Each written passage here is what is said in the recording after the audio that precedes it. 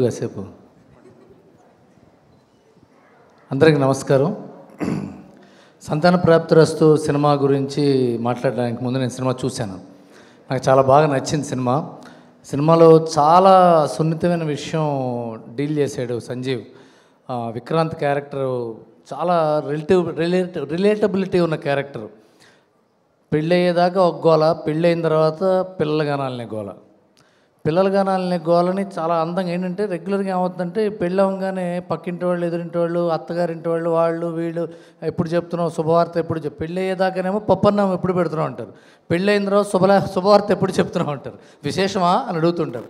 కానీ ఆ విశేషానికి పడే తిప్పలు ఎన్ని ఉంటాయో, ఆ సోషల్ స్ట్రెస్, దానికి తోడు ఫిజికల్ స్ట్రెస్ ఉంటే ఎంత ఫ్రై అవుతాడో ఈ సినిమా చాలా ఎంటర్టైనింగ్గా డీల్ చేశాడు సంజీవ్. మధురా శ్రీధర్ అండ్ హరిప్రసాద్ రెడ్డి గారు చాలా ఏబుల్ ప్రొడక్షన్. ఇది చాలా స్లైస్ ఆఫ్ హార్ట్ ఫిలింలా స్టార్ట్ అయింది. ఒక చిన్న ఫన్నీ లవ్ స్టోరీలో కూడా చాలా సున్నితమైన love story, misunderstandings, comedy of errors, ఇలా ఈ సీరియస్ పాయింట్ని డీల్ చేయాలంటే ఇలాంటి కామెడీ ట్రాక్తో స్టార్ట్ చేయడం కష్టం. స్క్రీన్ ప్లే దావూద్ చాలా బాగా చేశాడు దాన్ని. It's a very good screen play. మీరు చాలా ఎంటర్టైన్ అవుతారంటే సినిమాలోకి వెళ్ళి ఇదేదో లవ్ స్టోరీ ఏమో అనుకునేటప్పటికి ఇది కాదు, ఇది ఒక పెళ్లి కథ కాదు, పిల్లల కథలో కూడా ఒక సీరియస్ విలన్ మన మురళీధర్ గౌడ్ గారు చాలా పర్ఫెక్ట్ విలన్, హీరోయిన్ ఫాదర్గా చేశాడు ఆయన. And I'm very very happy that have watched the film. And Chandini Chowdary ప్రత్యేకంగా చెప్పాలి అమ్మాయి గురించి. ఇప్పుడు వస్తున్న తెలుగు హీరోయిన్ల అందరికంటే ఫస్ట్ వచ్చిన అమ్మాయే.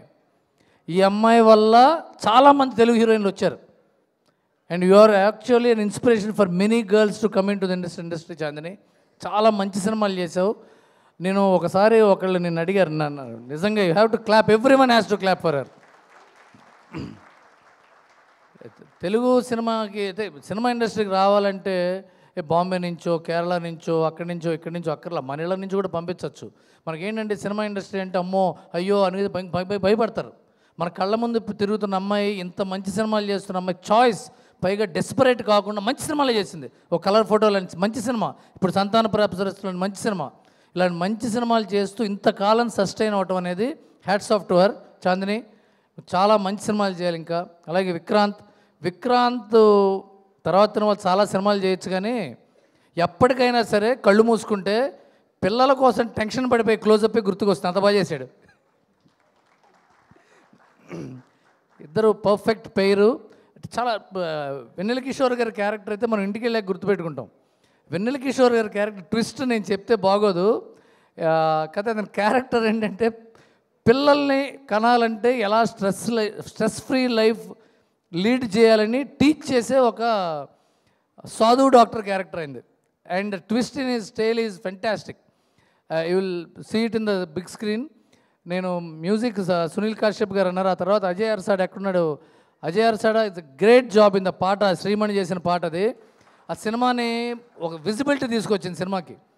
సినిమా చూడాలి అనిపించేటట్టు చేసింది. అంటే అంతకుముందు ప్రీవియస్ టీజర్కి ఈ సాంగ్కి మధ్య చాలా గ్యాప్ వచ్చింది పబ్లిసిటీలో, కానీ ఈ సాంగ్ తర్వాత అందరికీ చూడాలనిపించేది జరిగింది సినిమా.